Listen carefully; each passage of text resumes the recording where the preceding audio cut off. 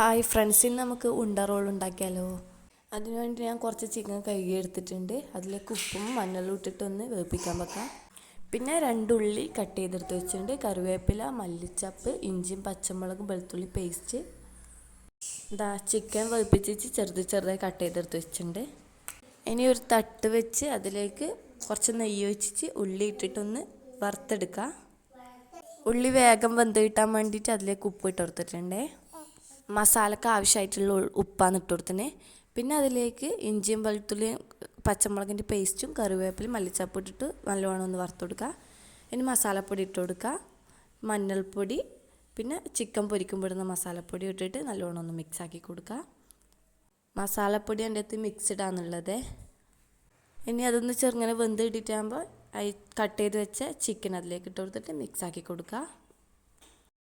ഇഷ്ടപ്പെടുകയാണെങ്കിൽ ലൈക്ക് ചെയ്ത് സബ്സ്ക്രൈബ് ചെയ്ത് സപ്പോർട്ട് ചെയ്യണേ. മസാല ഇടാൻ റെഡി ആയിട്ടുണ്ട്. ഇനി നമുക്ക് ഗ്യാസ് ഓഫ് ചെയ്തിടാം. ഇനി നമുക്ക് മാവ് കുഴച്ചെടുക്കുക. അതിനു വേണ്ടി ആവശ്യമുള്ള മൈദ ഇട്ട് കൊടുക്കുക. പിന്നെ അതിലേക്ക് 4 സ്പൂണ് കോൺഫ്ലവർ പൊടിയും കൂടി ഇട്ട് കൊടുക്കുന്നുണ്ട്. പിന്നെ കുറച്ച് ഉപ്പും കൂടി ഇട്ടിട്ട് കുറച്ച് വെള്ളം ഒഴിച്ചിട്ട് നല്ലോണം മിക്സ് ചെയ്തിട്ട് ഈ ഒരു ലെവലിലാക്കിയെടുക്കുക. എന്നിട്ട് കുറച്ച് സമയം റെസ്റ്റ് ചെയ്യാൻ വെക്കാം.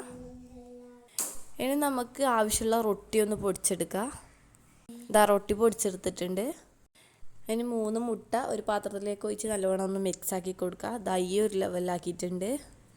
ഇനി നമുക്ക് റോളാക്കി എടുക്കുക. ഇതുപോലെ ഒന്ന് പരത്തി കൊടുത്തിട്ട് മസാല വെച്ച് കൊടുത്ത് ഒരു സൈഡിൽ നിന്ന് മടക്കി അപ്പുറത്തെ സൈഡിൽ നിന്ന് മടക്കി ഉരുട്ടി കൊണ്ടുപോകുക. ഈ ഒരു ലെവലിലാണ് ആക്കിയിട്ടുള്ളത്. കുറച്ച് വണ്ണത്തിലാണ് ആക്കിയിട്ടുള്ളത്. ഇനി മുട്ടക്കകത്ത് മിക്സാക്കുക. എന്നിട്ട് റൊട്ടിക്കകത്ത് കോട്ട് ചെയ്തെടുക്കുക. ഇനി ഇതുപോലെ നമുക്ക് ബാക്കിയുള്ളതും കൂടി ഒന്ന് ആക്കിയെടുത്തിട്ട് വരാം. പിന്നെ തട്ട് വെച്ച് നെയ്യൊന്ന് ചൂടായിട്ടാകുമ്പോൾ നമുക്ക് ഓരോന്ന് ഇതേപോലെ എടുത്തിട്ട് ഇട്ടുകൊടുക്കുക. ഫസ്റ്റ് ഒന്ന് മീഡിയം ഫ്ലെയിമിലിട്ട് പിന്നെ ലോ ഫ്ലെയിമിലിട്ടിട്ടാണ് ഞാൻ പൊരിച്ചെടുക്കുന്നത്. ഇഷ്ടപ്പെടുകയാണെങ്കിൽ ലൈക്ക് ചെയ്ത് സബ്സ്ക്രൈബ് ചെയ്ത് സപ്പോർട്ട് ചെയ്യണേ. ഈ ഒരു കളറാകുമ്പോൾ ഏകദേശം നമുക്ക് കോരി മാറ്റാം. എല്ലാം ഇതുപോലെ ഒന്ന് പൊരിച്ചെടുത്തിട്ടുണ്ട്. അതിൻ്റെ ഉൾഭാഗം ഇതേപോലെ വരുന്നത്. നല്ല ടേസ്റ്റിന് തിന്നാൻ ട്രൈ ചെയ്ത് നോക്കേ.